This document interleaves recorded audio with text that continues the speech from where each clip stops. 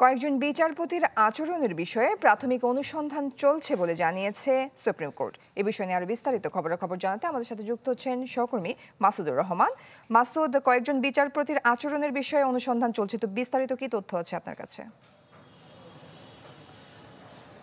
আমরা ঠিক কিছুক্ষণ আগে সুপ্রিম কোর্টের যে ওয়েবসাইট রয়েছে সেখানে আমরা জানতে পেরেছি, সেখানে প্রধান বিচারপতিকে নির্দেশ দিয়েছেন যে এই তথ্যটি যেন গণমাধ্যমে জানানো হয় যে কয়েকজন বিচারপতির বিরুদ্ধে সুপ্রিম জুডিশিয়াল কাউন্সিল প্রাথমিক অনুসন্ধান করছিলেন, সেই অনুসন্ধানের প্রাথমিক কিছু তথ্য উপাত্ত এবং কিছু তদন্তে অগ্রগতি হয়েছে বলেই সুপ্রিম কোর্ট থেকে এটি দেওয়া হয়েছে এবং প্রধান বিচারপতি ডক্টর সৈয়দ রেফাত আহমেদের পক্ষ থেকে এটি দেওয়া হয়েছে, যেখানে বলা হয়েছে যে জুলাই আগস্ট গণহত্যার পরে যে এই প্রধান বিচারপতি যখন দায়িত্ব নেন, এরপর যখন সুপ্রিম কোর্ট পুনর্গঠন হয় বিচার প্রক্রিয়া, তখন যে ছাত্র জনতা আন্দোলন করেছিল সেখানে 15 জন বিচারপতি, মোট 12 জন এবং আগের 3 জন সহ মোট 15 জন বিচারপতিকে বিচার কাছ থেকে দূরে রাখা হয়েছিল।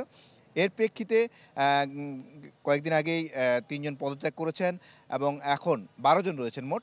এই 12 জনের বিষয়ে প্রাথমিক অনুসন্ধানে কিছু তথ্যপত্র মিলেছে বলেই সুপ্রিম জুডিশিয়াল কাউন্সিলের সূত্র থেকে জানানো হয়েছে এবং এই তথ্যগুলো দেওয়ার পর আমরা প্রাথমিকভাবে জানতে পেরেছি, যেহেতু এটি প্রাথমিক তথ্যপত্র পাওয়া গেছে, তো এখন এগুলো মহামান্য রাষ্ট্রপতির কাছে পাঠানো হবে, অথবা এই বিচারপতি যাদের বিরুদ্ধে এই অভিযোগগুলো পাওয়া গেছে তাদেরকে এগুলি জানানো হবে। যদি তারা অ্যাডমিট করে নেন তাহলে তাদেরকে পদত্যাগ করতে বলা হবে, আর যদি তারা অ্যাডমিট না করেন সেক্ষেত্রে মহামান্য রাষ্ট্রপতির কাছে পাঠানোর পরে মহামান্য রাষ্ট্রপতি আবার যদি অনুমোদন দেন তাহলে তাদের বিরুদ্ধে পুনরায় সুপ্রিম জুডিশিয়াল কাউন্সিলে ফেরত পাঠানো হবে এবং এদের বিরুদ্ধে আবার এবং পূর্ণাঙ্গ তদন্ত করবে যেই সুপ্রিম জুডিশিয়াল কাউন্সিল, এটিই হলো আইনের ব্যাখ্যা।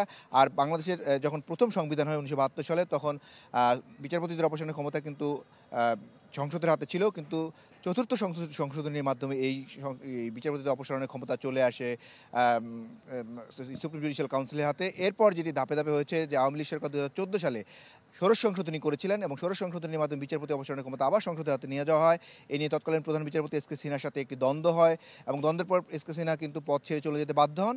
কিন্তু 5ই আগস্টে পরিবর্তিত পরিস্থিতির পর এইটি যেটি হয় সেটি হলো যে আবার ষোড়শ সংশোধনী রিভিউটি আবার সুপ্রিম জুডিশিয়াল কাউন্সিলের বিচারপতি অপসারণের ক্ষমতা চলে আসে। তো তারই একটি অগ্রগতি আজকে সুপ্রিম কোর্ট থেকে জানানো হলো।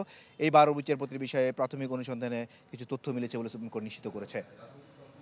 মাসুদ, ধন্যবাদ আপনাকে। দর্শক, সুপ্রিম কোর্ট থেকে যুক্ত হয়েছিলেন সহকর্মী মাসুদুর রহমান।